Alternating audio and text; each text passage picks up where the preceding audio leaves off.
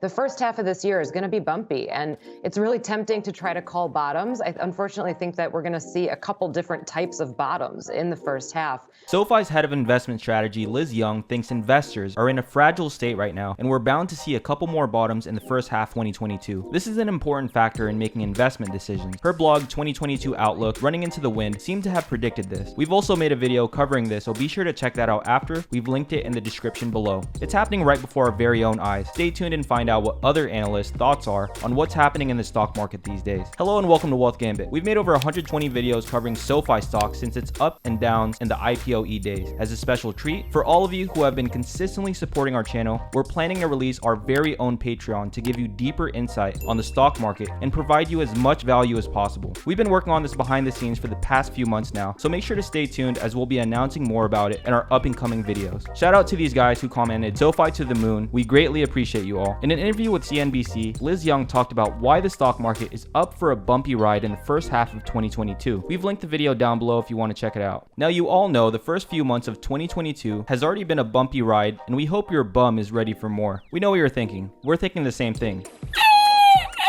What is going on in the stock market and why is everything red? Let's take a look at where we are in the stock market. At the time of recording this, down by about 6.67%, S&P 500 is moving at around $4,173 compared to last month, and Dow Jones is pretty much moving at the same rate with a decrease of 5.84% when also compared to its price last month. Okay, we heard SoFi's very own Liz Young talk about the first half of the year, but what about the second half? Different types of bottoms in the first half, but the second half, if we start to get used to where we are economically, and if some of the tensions calm down overseas, then you could have a second half that's a little bit more smooth. According to a CNBC article, here are some of the things to know that might affect the ever-moody market this week. Number 1, U.S. stock futures rose this Monday as more investors are eyeing the Ukraine-Russia conflict, preparing itself for yet another important Fed announcement on top of the anticipated first rate hike in the coming days. Number 2, this week, news of peace talks between Ukraine and Russia will keep coming through, but let's not expect it will take immediate effect on our skyrocketing prices of gasoline these days. Number 3, looks like China is getting sneaky as the US will also have a meeting with China's top diplomat, as it was reported that Russia asked China for military equipment and other help just to keep the aggression on Ukraine. Number 4, we know you're tired of hearing this news, but then again, there's another coming outbreak from China, and schools and business activities are now being closed for what seems like the millionth time.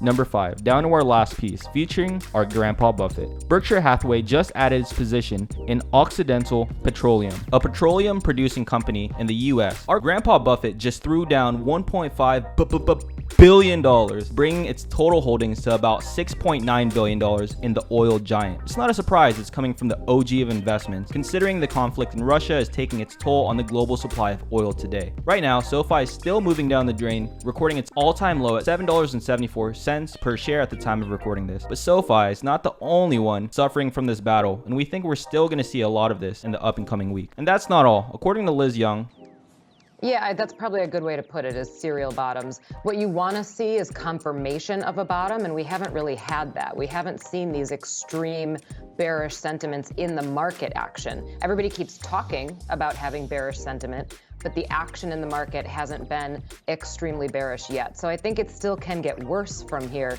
This is obviously a big week. This will be a pivotal week in the market, and hopefully we have a little bit of a relief after we finally get a statement from the Fed and we can move along. But there's also a long period of time between this Fed meeting and the next one where we have to reset our expectations again, and that could be a little bit painful. Things are about to get worse. Here are some analysts' opinions on what's happening in the stock market these days. I think we're just seeing fear and risk off at a maximum at this point. People do not want to be invested. Whether that's right or wrong, that remains to be seen. But earlier you mentioned the death cross. I think a lot of people are looking at the moving averages and they're concerned. And so they're continuing to take money off the table, especially in the tech stocks. I think, right now you have to step back and look at the big picture, which is you've got inflation at 40-year highs, you've got unemployment in the bottom 5% of all readings, and up until last week, you had the Fed still buying securities. So you're so far out of whack, and especially when you look at valuations at all-time record highs coming down, that you still have a long way to go from a time basis to get all of this stuff resolved. On a short-term basis, I think the next 3 to 5% move is actually higher from here, but you always see bear market rallies and then these retrenchments, and you're now having earnings getting cut across sectors because of what's going on with inflation in Russia. And so, I think you see short-term stabilization, but long-term it goes still lower. Even Jim Cramer believes the stock will further dip, and he says it'll take sooner than expected. Rally. So time has to pass, price has to go down, and sentiment has to get even uglier. Wow, I know, tall order, but that's what it takes. Bottom line, fortunately, because sentiment is already so negative, that bottom could come sooner than you think. Well, folks, it looks like there's a lot of humps along our way, and the stock market will not look the way we want it to, at least in the next few months. We hope you're ready, and we hope you have that rope of patience extended for the meantime. Comment down below what you think about all of this news. We love to hear your thoughts. That's it for today. If you haven't already, make sure to follow us on our social media pages at Wealth Gambit so you'll be updated with stock market news. And until next time, peace.